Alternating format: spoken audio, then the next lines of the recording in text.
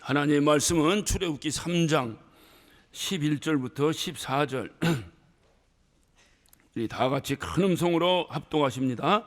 모세가 하나님께 고하되 내가 누구간데 바로에게 가며 이스라엘 자손을 애굽에서 인도하여 내리니까 하나님이 가라사대 내가 정녕 너와 함께하리.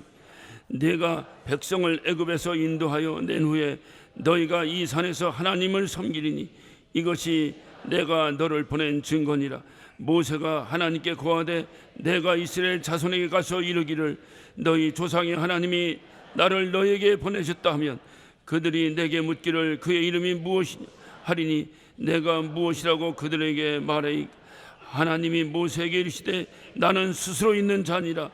또 이르시되 너는 이스라엘 자손에게 이같이 이르기를 스스로 있는 자가 나를 너에게 보내셨다 하라. 4장 1절입니다. 모세가 대답하여 가로되 그러나 그들이 나를 믿지 아니하며 내 말을 듣지 아니하고 이르기를 여호와께서 내게 나타나지 아니하셨다 하리이다.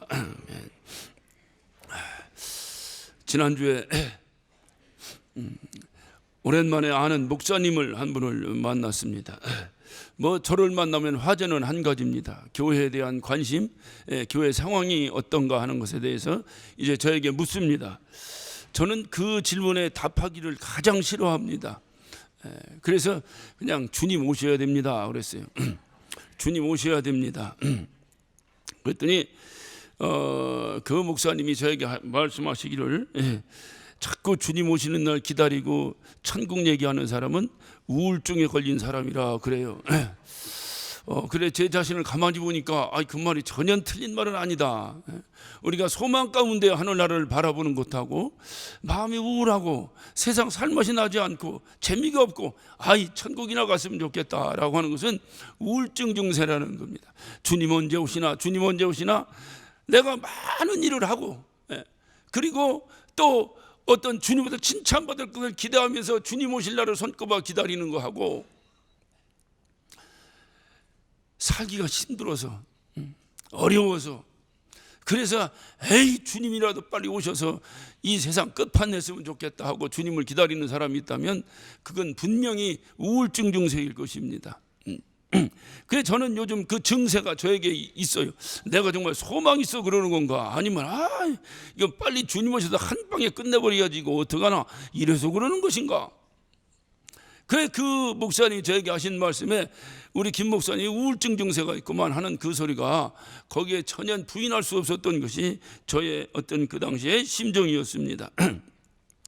그래 요즘 저 혼자 넋두리로 이렇게 생각을 합니다.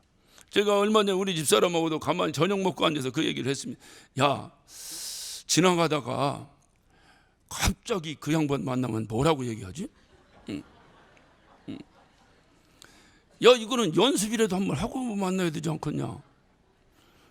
갑자기 만나서 어머 하다가 끝나나 어떡하나? 그래 난 말은 마음대로 기분이 좋을 때와 기분이 나쁠 때 우울할 때 이렇게 어떤 감사할 때 각각 상황에 따라서 그 답이 달라요. 오늘은 만나면 안녕하십니까 하고 이렇게 하면서 이렇게 해야겠다 하다가도 또 그 다음 날 되면 또 바뀌고 그러니까 그 목사님이 저에게 김 목사님 우울증 걸린 것 같아 하는 소리에 제가 거부할 수가 없었어요. 날마다 그 연습을 합니다. 만나면 어떡하지? 어제도 어느 교회 행사가 있었습니다. 꼭 목사님이 오시면 영광이 되겠다고 하니 안 갈 수가 있어요. 저는 무슨 행사 있을 때마다 정말로 갈 때마다 저는 예전엔 그러지 않았는데 버릇이 하나 생긴 것이 누가 초상났다고 하고 또는 뭔 일 있다고 하면 말을 준비하고 가다가 탁 만나면 어떡하지? 그래 마음이 무거워요.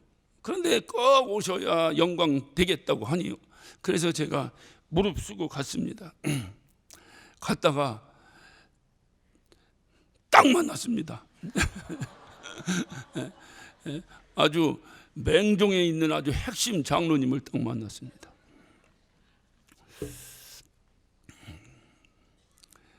감사한 것은 그가 먼저 슬쩍 이렇게 눈을 돌려서 그런 바람에 제가 더 여유 있게 가서 탁 손을 잡았습니다. 장로님 오랜만입니다.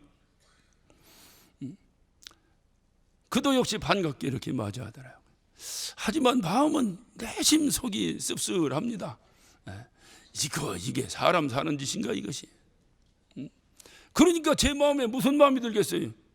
에이, 주님이나 빨리 오셔야 되는데, 주님이나 빨리 오셔서 한 방에 해결했으면 좋겠다. 사람의 힘으로 이걸 어찌 해결하겠는가? 자꾸 그 마음이 드는 거예요. 그래서 요즘 제 혼자 연습합니다. 내가 주님 탁 오셔서 주님 탁 만나면 무슨 말부터 할까 내가 주님 앞에. 여러분은 그런 생각을 안 하십니까? 주님은 불언간에 도적같이 오신다는데 갑자기 주님이 여러분 앞에 딱 나타났을 때 여러분은 그 주님께 뭐라고 말씀하시겠습니까? 아이고 주님 안녕하십니까 하시겠어요? 여러분 뭐라고 말해요? 그 연습을 해둬야 되겠다. 멋있게 주님 만나면 멋있게 해야지. 촌놈처럼 그냥 예 하다 끝나면 안 되겠다. 그래 날마다 그거 연습하면 주님 탁 만나면. 근데 요즘 저에게 끊임없이 반복되는 연습의 그 내용은 주님 도대체 내가 뭔데? 도대체 내가 뭔데? 내가 누군데? 하필이면 접니까? 끊임없이 주님 앞에 섰을 때 내가 가장 먼저 주님 앞에 주님 감사합니다 소리보다는 자꾸 주님께 항의 소리가 먼저 나와요. 왜 하필이면 접니까? 이게 가당치나 한 일입니까? 왜 하필이면 접니까? 오늘 말씀을 보다 보니까 모세가 저하고 똑같은 심정을 가지고 있더라고요. 오늘 모세도 주님께 만났습니다. 주님이 모세에게 찾아왔습니다. 그래서 모세가 감당할 수 없는, 모세로서는 도저히 할 수 없는 엄청난 사명을 모세에게 줍니다. 모세는 40년 동안 미디안 광야에서 목동 생활을 한 사람입니다. 그의 나이는 이미 80이 넘어간 사람입니다.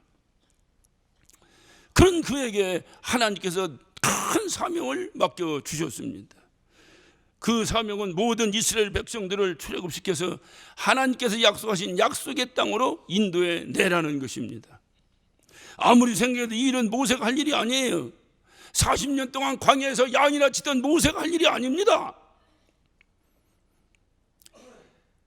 모세가 이스라엘 백성들을 출애굽을 시킨다고 한다면 그 누군가 압제자에게서 그를 끄집어내야 되는데 그 압제자가 누굽니까 지금? 이 땅에서 가장 큰 권력을 가진 자입니다. 이 땅에서 가장 큰 힘을 가진 자입니다. 그의 이름은 바로입니다. 과연 누가 바로의 그 권력 앞에서, 바로의 그 힘 앞에서 누가 이 수백만 명의 이스라엘 백성들을 출애굽시킨단 말입니까? 그것도 40년 동안 광야에서 양이나 치던 사람이. 있을 수 없는 일입니다. 우리는 가끔 이렇게 생각합니다. 성경에 나오는 사람들은 우리하고 전혀 다른 사람들로 생각을 합니다. 그래서 성경에 나온 모세는 뭐 능히 할 수 있겠지, 우리는 못해도 모세는 능히 할 수 있겠지. 그러나 여러분, 어차피 우리가 이 세상 살면서 보면 남의 일은 굉장히 쉬워요. 누가 어려움을 당하고 누가 걱정이 있고 누가 근심거리 있으면 가서 그를 상담한다고 가서 얼마나 어떤 이제 그를 잘 격려한다고 가서 얘기하는지 몰라요. 그랬던 그 사람이 자기가 똑같은 일을 당합니다. 그러면 그가 역시 또 코가 이만큼 빠져 있어요. 자기 일이 어려운 겁니다. 예수 믿으면 다 되는 거야. 남의 일에게는 얼마든지 할 수 있어요. 자기가 일을 닥치면 자기 일은 그렇게 어렵습니다. 그래서 훈수 두는 게 굉장히 쉬운 거예요.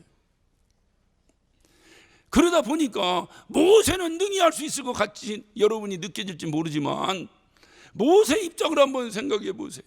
그가 가진 게 있습니까? 그가 무슨 능력이 있습니까? 40년 동안을 광야에서 장인 양 기르던 일 외에는 한 일이 없는 사람입니다.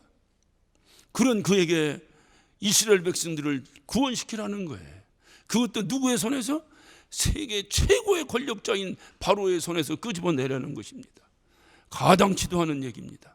그래서 모세가 하나님께 항의성 질문을 하는 것입니다. 오늘 13절 11절을 봅니다. 모세가 하나님께 고하되 내가 누구건대 바로에게 가며 이스라엘 자손을 애굽에서 인도하여 내리까.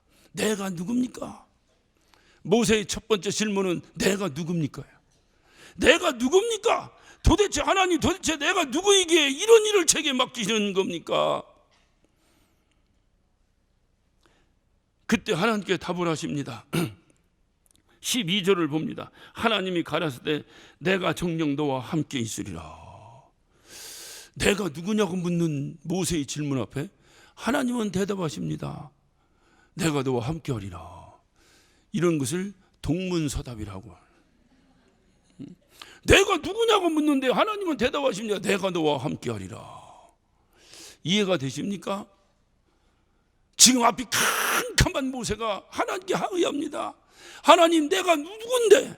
도대체 내가 무엇이라고? 내가 누구간데 이 이스라엘 백성들을 저 바로의 손에서 끄집어내서 하나님께서 약속하신 땅으로 인도낸단 말입니까?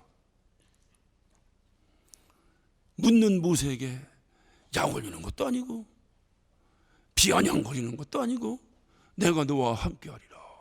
동문서답이야. 그러나 이 사실은 하나님께 모세의 질문 앞에 가장 정확한 답입니다. 하나님, 내가 누굽니까? 내가 무엇입니까? 도대체 내가 누구냔 말입니까? 라고 묻는 그 모세의 애타는 절규 앞에 하나님께서 하신 말씀, 내가 너와 함께하리라. 여러분, 이해가 잘 안 되십니까? 주님 말씀하시는 거예요. 어차피 너는 할 수 없다는 거죠. 내가 40년 동안 광야에서 양이나 쳤던 무능한 자기 때문에 할 수 없는 것이 아니라 이 세상 어느 누구도 할 수 없는 일이라는 것입니다. 주님이 왜 함께 하신다고 하시나요? 당신이 하신다는 것입니다. 내가 한다는 겁니다. 코끼리하고 개미하고 길을 걷고 있습니다. 열심히 걷고 있는데 길 앞에 큰 바위가 길을 탁 가로막고 있습니다. 개미가 볼 때는 태산 같은 바위예요. 개미가 한탄을 합니다. 도대체 내가 누구건데 이 길을 가라고 나보고 이 길을 걸으라고 하십니까? 이 앞에 이 큰 바위가 이 가로막고 있는 이 바위를 어떻게 건너라고 도대체 나를 왜 이 길로 부르셨습니까? 그때 코끼리가 대답합니다. 내가 함께 할게. 아직도 이해를 못 하셨습니까? 개미에게는 그 바위가 난공불락에 도저히 감당할 수 없는 엄청난 장애물일지 몰라도 코끼리는 한 발로 툭 치면 끝나는 거예요. 야, 내가 한 발로 툭 치면 끝나는데 내가 함께 한다니까. 모세가 하나님께 묻습니다. 하나님, 내가 누굽니까? 도대체 하나님, 내가 누굽니까? 하나님께서 함께 하십니다. 내가 너와 함께 하리라. 내가 너와 함께 하리라. 다시 말하면 어차피 너는 못하는 일 아니냐. 그러니까 내가 한다니까. 내가 한다니까 걱정하지 마라. 이것이 모세에게 주님께서 답하신 거예요. 이 말을 종합하면 내가 누굽니까? 라고 하는 이 모세의 질문 앞에 하나님이 하신 말씀이 뭐겠어요? 너는 아무것도 할 수 없는 무능한 놈이다. 어차피 네가 할 수 없다는 건 내가 더 잘한다. 하나님께서 우리의 평가는 뭡니까? 우리는 아무것도 할 수 없는 자라는 거예요. 그래서 주님 말씀하시죠. 내가 나를 떠나서는 아무것도 할 수 없느니라. 아무것도 할 수 없다는 거예요. 아무것도 할 수 없는 자에게 가장 기가 막힌 답변이 뭐겠어요? 내가 함께 한다니까. 그래 주님 말씀하시 하나님이 도대체 왜 나를 이렇게 부르셨습니까? 내가 뭡니까? 라고 묻는 그에게 하나님께서 가라사대 내가 정녕 너와 함께 하리라. 너와 함께 하리라. 이 말씀은 하나님께 모세에게만 하신 말씀이 아니라 우리 모든 자에게 하신 말씀인 줄로 믿습니다. 우리는 아무것도 할 수 없는 자입니다. 이는 성경이 말하는 최종적 판결이요 명답입니다. 성경에서 우리는 아무것도 할 수 없는 존재라는 거예요. 하나님을 떠나서는 아무것도 할 수 없는 존재라는 것입니다. 그런데 왜 무능한 우리에게 하나님은 이 엄청난 감당할 수 없는 사명을 맡기셨는가? 왜 맡기셨다고요? 대답을 해요. 진도가 나가는데. 왜 우리에게 맡기셨다고요? 예, 하나님이 함께 하실 거니까. 왜 여러분에게 맡기셨다고요? 하나님이 함께 하실 거니까. 하나님이 함께 하실 거니까. 어차피 내가 못하는 일이다. 그런데 내가 너와 함께 할 것이니 걱정하지 마라. 그것이 모세의 질문 앞에 하나님의 답입니다. 이것은 신약에 와서 주님도 제자들에게 하셨어요. 마태복음 28장 19절에 주님 말씀하시면 너희는 가서 모든 족속으로 제자를 삼아 아버지와 아들과 성령 이름으로 침례를 주고 내가 너에게 분부한 모든 것을 가르쳐 지키게 하라. 제자들은 감당할 수 없는 일입니다. 오합지졸들입니다. 주님과 3년 동안 주님의 손을 잡고 쫓아다녔던 제자들입니다. 주님이 무리를 걷는 것을 봤던 제자들입니다. 죽은 자를 살렸던 것을 직접 목도했던 제자들입니다. 그럼에도 불구하고 주님께서 너희는 마음에 근심하지 마라. 하나님 믿으니 나를 믿으라 하는데도 불구하고 덜덜덜덜덜덜덜덜 떨고 심지어는 주님의 부활조차도 믿고 있지 않는 사람들입니다. 이런 자들이 가서 모든 족속을 제자 삼는다고요? 이런 자들이 가서 온 이제 민족을 향해서 복음을 증거할 수 있다고요? 하나님이 가르쳐주고 분부한 것을 가서 가르쳐서 그것을 지키게 할 수 있다고요? 불가능한 일입니다. 그런데 왜 불가능한 일을 제자들에게 시키셨을까요? 20절에 주님의 답이 나옵니다. 내가 세상 끝날까지 너희와 항상 함께 있으리라. 주님의 답은 한 가지입니다. 함께 하신다는 거예요. 함께 하신다고 하면 그것이 무슨 뜻이겠습니까? 함께 하신다. 내가 알아서 할게. 이 말을 뒤집으면 주님이 나와 함께 하신다는 것이 아니라 주님이 우리에게 하신 말씀이 내가 알아서 할게. 너는 나와 함께 해라. 우리가 생각할 때는 주님이 우리와 함께 해주시는군요라고 생각하지만 그게 아니라는 거예요. 뒤집으면 주님의 일에 우리가 함께 하는 거예요. 내가 한다 내가. 그래 너는 그냥 나하고 함께만 하자. 이 말씀을 되새기고 되새길수록 감사와 은혜가 얼마나 넘치는지 몰라요. 야, 주님 혼자 하셔도 되는데 굳이 나를 거기에 뭐에 끼워주시나. 누가 어떤 싸움이 붙었는데 지는 게임에 자꾸 나를 끌고 들어갑니다. 어떤 투자를 하고 어떤 사업을 하는데 저거 될지 안 될지 저거 망할 것 같은데 하는 곳에 자꾸 나를 끄지고 들어갑니다. 고마워요 안 고마워요? 예? 안 고마워요. 그런데 이거는 뭐 누가 해도 그냥 땅 짚고 헤엄치기야. 그런데 자꾸 나하고 같이 하자는 거예요. 고마워요 안 고마워요? 오늘 본문에 등장하는 모세는 누굽니까? 아무것도 아닙니다. 아무것도 아닙니다. 복음서에 등장하는 제자들은 누굽니까? 아무것도 아닙니다. 오늘 이 단에 서서 잘난 척하고 여러분에게 설교하는 김익현 목사는 누굽니까?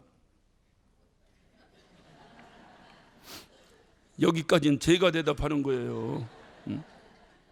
아무것도 아닙니다. 아무것도 아닙니다. 마지막 질문은 여러분이 큰 소리로 대답해 주시기 바랍니다. 이전에 참석한 여러분은 누굽니까? 여기에 있는 여러분은 누굽니까? 아무것도 아닙니다. 이 사실을 자각하는 것, 여기서부터 신앙생활은 출발해야 합니다. 그렇기 때문에 나는 아무것도 아니기 때문에 하나님을 믿는 거예요. 내가 할 수 있으면 못하라 그분을 믿겠어요. 나는 아무것도 아닙니다. 그런데 우리는 간간히 이것을 망각합니다. 그래서 내가 했다고 자꾸 해요. 내가 했다고 자꾸 해요. 하나님 들으시는 하나님 기분 좋으실까요? 나쁘실까요? 모세는 하나님께 묻습니다. 나는 누굽니까? 하나님이 대답하십니다. 내가 너와 함께 하리라. 13절을 봅니다. 모세가 하나님께 고하되, 다시 모세가 묻습니다. 내가 이스라엘 자손에 가서 이르기를 너희 조상의 하나님이 나를 너희에게 보내셨다 하면 그들이 내게 묻기를 그 이름이 무엇이냐 하리니 내가 무엇이라고 그들에게 말합니까? 하나님이 나를 보내셨다고 내가 가서 말하면 그들이 글쎄 그 하나님 누구냐라고 물으면 내가 하나님 누구라고 얘기할까요? 이 말을 줄이면 당신은 누굽니까 하는 겁니다. 첫 번째 질문은 뭐라고요?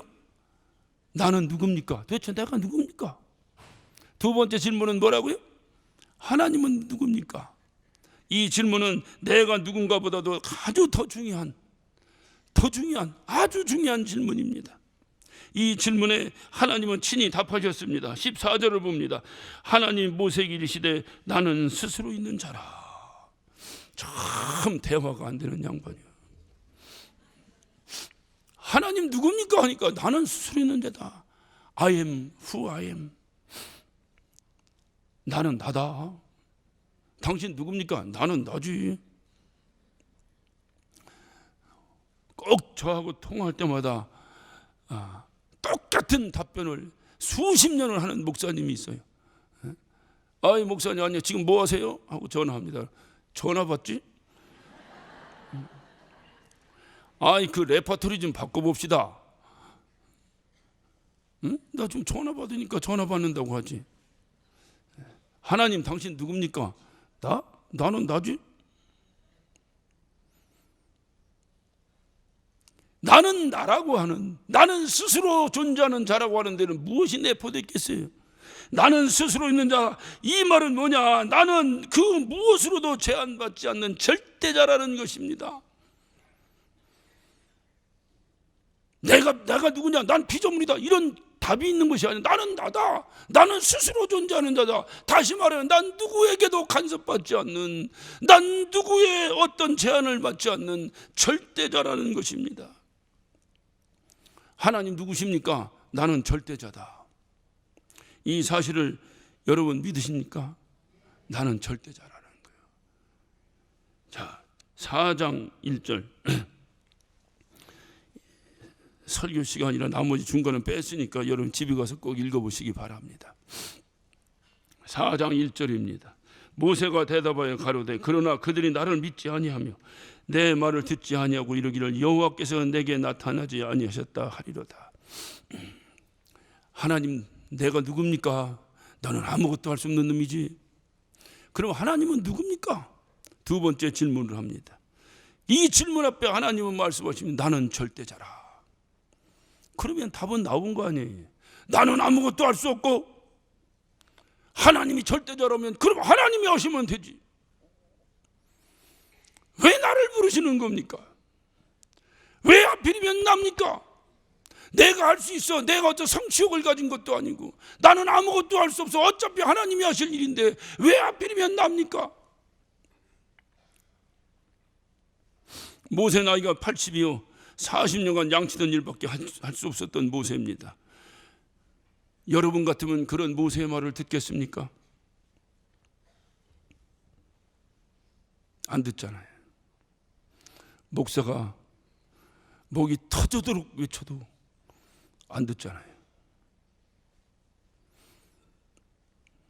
40년 동안 목동 생활하던 사람의 말을 이스라엘 백성들이 듣겠습니까? 도대체 넌 누군데 와서 떠드냐? 하나님이 보내셨다. 뭐? 하나님? 하나님이 누군데? 듣지 않습니다. 하나님 모세에게 나타나서 함께 하신다고 약속하셨다고 한들 그들이 믿겠는가? 우리 하나님은 절대자인데 절대자가 나와 함께 하신다고 했어. 그러니까 내 말 들어. 한다고 한들 그들이 믿겠느냐 이 말이요. 차라리 야 나와 하나님이 함께 하신다 라고 말하면 그들이 믿을 정도의 내가 능력이 있든지, 하나님이 나를 보내셨다고 하면 야 저는 진짜 하나님의 종이네 라고 믿을 만한 능력이 나에게 있든지. 여러분 신앙생활하면서 그런 오류를 얼마나 많이 범하셨습니까? 어떤 누구에게 어떤 무슨 상황이 벌어지고 무슨 어떤 이적이라고 굳이 얘기해야 될까? 어떨까? 무슨 신비한 무슨 일이 벌어지면 여러분은 대뜸 뭐라고 고백합니까? 하나님의 종이라고. 아무것도 나타나지 않으면 여러분 그의 말은 믿겠습니까?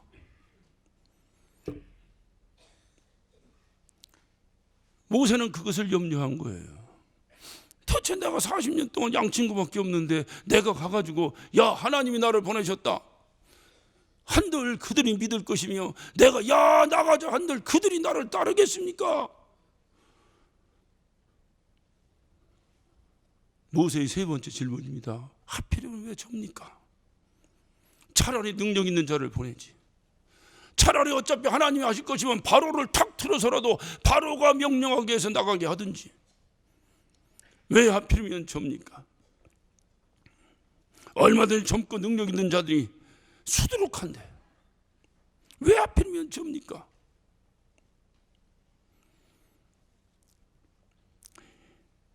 이런 일이 모세의 사역에서만 일어나는 것입니까? 아니면 여러분의 삶에는 전혀 이런 일 없습니까? 왜 하필이면 접니까? 하나님 생각에 꼭 이 기회가 개혁되어야 되고 한국교회가 개혁되어야 된다면 그 필요성을 하나님이 느끼셨다면 다른 더 훌륭한 사람을 시켜서라도 하시면 되지 왜 하필이면 접니까? 왜 하필이면 우리들입니까? 한 번도 하나님께 항의해보지 않으셨습니까? 저는 하나님께 날마다 항의합니다. 왜 하필이면 접니까? 제 나이가 젊다면 젊고 먹었다면 먹은 나이인데 이 정도 나이면 이제 누구 눈치 보고 살 나이가 아닌데 그래서 이제 목회도 누구 눈치 볼 나이가 아닐 때는 은퇴해야 됩니다. 그래서 목회 제멋대로 하는 거예요. 눈치 안 보고. 왜 하필이면 이 시대에 접니까? 날마다 저는 하나님께 항의합니다. 어느 때는 밤에 잠을 이루지 못하고 항의합니다. 왜 하필이면 접니까? 어느 날 제가 꿈에 아들이 보고 싶어서 아들 꿈을 꿨는지 어쩌는지 아들이 나타났어요. 우리 아들이. 근데 우리 아들이 지금은 장성한 그런 이제 청년이지만 아주 어렸을 때 아기 때 우리 아들 모습이 하나님께 꿈으로 나에게 답을 해주셨나. 제가 정말 천인 공노할 만큼 나쁜 남편입니다. 왜 그런가 하니 바탕이 충청도에다가 보고 배운 것이 부엌에 들어가면 안 된다는 것만 보고 배운 데다가 목회한답시고 바빠가지고 집안일을 돌보지 않다 보니까 이 삼중이 합쳐져가지고 아주 악한 나쁜 남편입니다. 한 번도 우리 아내가 차려주지 않은 밥을 먹어본 적이 없습니다. 어느 날 갑자기 회개의 영이 임했는지 미안한 마음이 드는 거예요. 그래서 정말로 오랜만에 제가 설거지를 이렇게 합니다. 근데 이런 얘기를 하면 어려움이 있는 것이 집에 가다 장로님들이 이렇게 혼난다네. 그런데 제가 아주 우려가 돼서 한 말씀을 드립니다만은 정말로 몇백 년 만에 한 번 했어요. 한 번 하려고 안 하던 짓 하려면 못 적습니다. 원래 그게 날마다 하던 사람은 자연스러운데 안 하던 짓을 하려면 못 적어요. 그런데도 내가 오늘은 설거지 좀 해야지 하고 탁 가서 팔을 걷어 붙이니까 우리 아들 요만한 놈이 쪼르르 딱 들어오더니 나도 할래 하고 덤벼드는 거예요. 야 인마 저리 가 인마 하다 그릇 깨요 인마. 나도 할 거야 나도 할 거야. 제가 생각할 때는 그놈이 나를 도와주는 일은 안 하는 건데 안 하는 것이 도와주는 건데 자꾸 한다는 거예요. 할 수 없이 아들이니까 또 데리고 합니다. 온 설거지통에 비누 거품만 잔뜩 만들어 놓고 온몸에 막 온 바닥에 막 물투성이를 하면서 그걸 합니다. 차라리 나 혼자 있으면 벌써 끝날 일인데 우리 아들 때문에 2배, 3배의 시간이 걸려서 설거지를 끝내놨습니다. 우리 아내한테는 욕만 바가지로 먹었습니다. 왜 온 곳에 물을 튀겨놨냐고. 내가 한 거 아닙니다. 우리 아들이 했습니다. 아무 소리 못하고 다 치웠습니다. 그런데 우리 아들이 하는 얘기가, 엄마 내가 했어. 그러니까 우리 집사람이 우리 아들을 아이고 우리 아들 효자네. 사실은 제가 했습니다. 우리 아들은 안 도와주는 것이 나를 돕는 일이었습니다. 그런데 내 마음에 기쁨이 있었습니다. 야, 요만한 놈이 그래도 아빠 설거지 한다고 같이 한다고 덤벼드는 것이 얼마나 고맙고 감사한지. 그래서 제가 우리 아들의 머리를 쓰다듬으면서 했습니다. 그래, 아들이 했지? 야, 우리 다음에 더 재밌게 한번 더 해보자. 사실은 아들이 안 했다니까요. 차라리 그놈은 옆에 안 오는 것이 훨씬 내가 빨리 설거지를 끝낼 수 있는 일인데. 꿈에서 깜짝 놀랐겠습니다. 하나님이 저에게 하시는 말씀인 것 같아요. 야 이놈아, 왜 하필이면 너냐고? 네가 안 도와주는 것이 도와주는 거야 이놈아. 하나님이 일하시는데 내가 안 도와주는 것이 도와주는 거야 이놈아. 그런데 왜 내가 너를 데리고 싶어 하는지 아냐? 나중에 이 영광스러운 그 영광의 순간에 내가 너와 함께 하려고 한다 이놈아. 여러분 교만 내려놓으세요. 여러분이 도와드리는 것은 차라리 안 도와주는 것이 훨씬 낫습니다. 우리 하나님 혼자 하는 것이 훨씬 빠릅니다. 우리 하나님 혼자 하는 것이 훨씬 쉽습니다. 근데 왜 자꾸 오늘도 여러분에게 하나님 찾아오셔서 야 내일에 동참하지 않을래? 여러분 귀찮다고요? 그래서 교회 떠나고 싶다고요? 하나님 마음을 모르는 사람들이에요. 정말 하나님 마음을 모르는 사람들이에요. 하나님은 혼자 하시는 게 훨씬 쉽다니까요. 지금 우장창 때려 부시고 싶어도 여러분 다칠까 봐 못 하시는 거예요. 그분 우리 다 떠나고 당신 혼자 하라면 한 방에 끝냅니다. 떠나려면 떠나보라지. 그런데 왜 하나님이 부득불 우리의 손을 붙잡고 하시려고 하시는지 아십니까? 야 너는 안 도와주는 것이 도와주는 거야 이놈아. 안 도와주는 것이 도와주는 거야 이놈아. 그런데 왜 내가 너를 붙잡고 하려고 하는지 아냐? 나중에 영광의 순간에 그 영광의 순간을 내가 너와 함께 공유하고 싶다. 마지막 그 기쁨의 순간에 내가 너와 함께 그 순간을 공유하고 싶다. 왜 내가 하필이면 너를 불렀냐고? 내가 내 아들이기 때문이다. 내가 남의 자식이라면 내가 이 영광의 순간에 너를 부르겠느냐? 내가 내 자녀니까. 이 영광의 순간에, 이 감격의 순간에, 이 기쁨의 순간에 내 자식과 함께 그 영광의 순간에 동참하고 싶어서 어차피 이긴 게임 내가 너를 부르는 것 아니냐. 주님께서 오늘도 우리에게 또 찾아오십니다. 그래서 내일에 함께 동참하자고. 어차피 주님이 하실 일입니다. 그 이후에 최후 승리의 그날에 그 영광에 동참하기 위해서 주님은 오늘도 우리에게 동참을 호소하시는 거예요. 너무 빼지 마세요. 주님하고는 밀당하는 거 아닙니다. 주님과 밀당하는 사람은 주님을 모르는 사람입니다. 나를 불러주신 것이 감사한 거예요. 나를 이 일에 동참시켜 주신 것이 감사한 거예요. 그리고 주님은 마지막 말씀하십니다. 네가 다 했다. 네가 다 했다. 누가 다 했습니까? 누가 다 했습니까? 아직도 모르세요? 누가 다 하셨습니까? 주님이 다 하셨습니다. 근데 주님은 말씀하십니다. 네가 다 했다. 그것도 모르고 우쭐대고 하나님 내가 했죠. 내가 멋지게 한번 했죠. 그때 주님은 책망하지 아니하시고 그래 네가 다 했다. 네가 다 했다. 대개 남자들은 결혼하면 아들을 낳기를 원합니다. 이것도 또 조심스럽네. 개인적으로 저는 딸을 좋아합니다. 아들 소용없어요. 딸이 최고입니다. 우리 딸이 나 조끼도 사다 줬어요. 우리 아들은 전화 한 통이 없습니다. 이놈의 새끼. 아들은 다 필요 없습니다. 딸이 최고입니다. 할렐루야. 이렇게 깔아놓고 아들을 원합니다. 그 이유는 한 가지예요.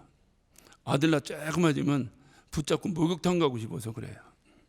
데리고 목욕탕 가고 싶어요. 근데 이 아들은 이 아버지의 심정을 전혀 몰라요. 모르고 안 가려고 그래. 그래 꼭 엄마 따라가. 임마 남자가 임마 아빠랑 가자. 그러면 꼭 요구 조건을 달아요. 햄버거 사자. 그래 제가 우리 아들 요만할 때 그 목욕탕 앞집에 햄버거 집이 있었습니다. 그럼 가면 목욕탕 가기 전에 햄버거 집에 들려서 햄버거 먹고 목욕탕을 들어가야 돼. 들어가서 머리에다 수건을 지끈 묶어놓고 뜨뜻한 물에 들어가 앉아 있으라고 가만히 앉혀놓으면 가만히 앉아 있습니다. 어른들이 지나가면서 시끌시끌 쳐다보면서 아이 저는 원숭이 자식 같은 애 어떻게 저렇게 얌전히 있어 어떻게 이뻐가지고 그 소리가 굉장히 기쁜 거예요. 어느 때는 혼자서 나가가지고 덥다고 먼저 나갑니다. 나가서 보면은 그 구운 계란을 먹고 있어요. 너 이거 어디서 났어? 저 아저씨가 줬어. 혼자 그 앉아서 있으니까 쬐면에 와서 목욕탕 홀딱 벗고 앉아서 있으니까 이쁘니까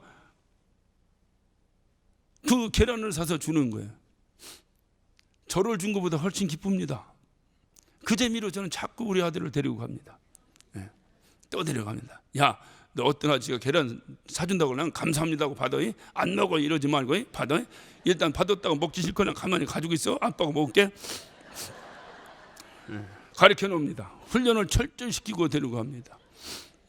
토요일 날만 되면 목욕 재개하고 그 다음 주일날 설교하기 위해서 목욕탕을 갑니다. 아들 데리고 갑니다. 목욕을 싹 하고 나올 때면 아들 손을 붙잡고 나올 때 아주 기쁨이 넘칩니다. 그런데 목욕탕 가니까 어느 날부터 이 아들이 자꾸 아빠 등을 밀어준다는 거예요. 안 밀어주는 것이 돕는 것인데 안 밀어줘야 내가 빨리 밀고 나오는데 자꾸 자기가 민다는 거예요. 자꾸 자기가 민다는 거예요. 미는 건지 도대체 뭔지 하지 말고 빨리 나가자고 해도 자꾸 자기가 나를 등을 밀어준다는 거예요. 그 아빠가 기쁘겠어요? 안 기쁘겠어요? 귀찮겠어요? 아니에요. 야, 이 재미로 아들 기르는구나. 이 재미로 아들 기르는구나. 그리고 집에 옵니다. 엄마에게 얘기합니다. 엄마, 오늘 내가 아빠 등 밀어줬어. 제가 뭐라고 말합니까? 이런 이 자식이. 인마 너 때문에 인마 아빠 목욕도 못하고 나왔어 인마. 이렇게 얘기하겠어요? 오늘 우리 아들이 아빠 목욕 다 시켜줬어. 왜 이런 얘기를 할까? 어차피 아버지가 다 하는 거예요. 어린 자식은 제가 누차 말씀드리잖아요. 안 도와주는 것이 돕는 겁니다. 다른 거 몰라도 이건 한 번만 따라서 합시다. 그냥 한 번만, 3번 하지 말고 한 번만. 안 도와주는 것이 돕는 것이다. 이것을 여러분 심령에 새기셔야 됩니다. 여러분이 하나님 일을 도우면 얼마를 돕겠어요? 안 도와주는 것이 돕는 거예요. 여러분 돕는다고 해서 맨날 분쟁만 일어나고 맨날 불평만 하고 맨날 시기만 하고 차라리 안 도와주면 시기, 분쟁, 질투 이런 거 없을 텐데 하나님 오실 때 차라리 당신 혼자 하는 게 훨씬 편할 텐데 안 도와주는 것이 돕는 거라니까요. 그런데 하필이면 왜 접니까? 네가 내 아들이잖아. 왜 하필이면 접니까? 라고 묻는 저에게 주님이 하신 말씀, 네가 내 아들이잖아. 여러분 왜 하필이면 접니까? 왜 이 땅에 수많은 좋은 교회들이 있다고 소문난 교회들이 수두룩한데 왜 하필이면 내가 신길동에 이사 와서 이 교회를 다닙니까? 왜 하필이면 접니까? 여기에 대한 답을 스스로 얻어가시기 바랍니다. 우리 주님께서 오늘도 말씀하시는 거예요. 왜 접니까?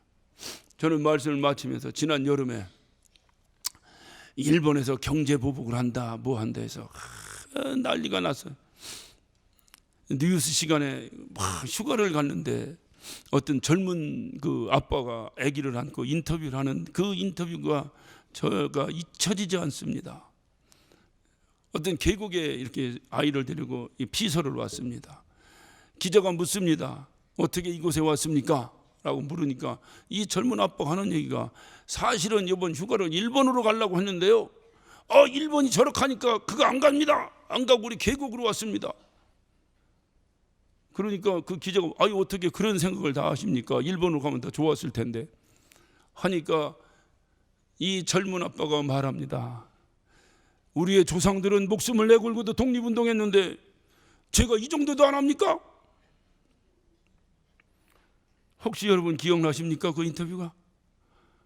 저는 지금도 그 인터뷰를 잊지 못해요. 우리 조상들은 독립운동도 했는데 이것도 못합니까? 이 말은 하나님 왜 하필이면 접니까? 라고 울부짖는 저에게 주님은 수많은 믿음의 선진들은 순교하기까지 하면서 너에게 생명의 복음을 증거했는데 이 정도도 못하냐? 이 정도도 못하냐? 주님 오늘도 하나님 왜 하필이면 접니까? 묻는 우리 모두에게 주님은 말씀하십니다. 누구는 교회 개혁한다고 고소당해서 경찰서를 밥 먹듯 다니는데 이 정도 어려움을 가지고 불평하냐? 여러분, 불평은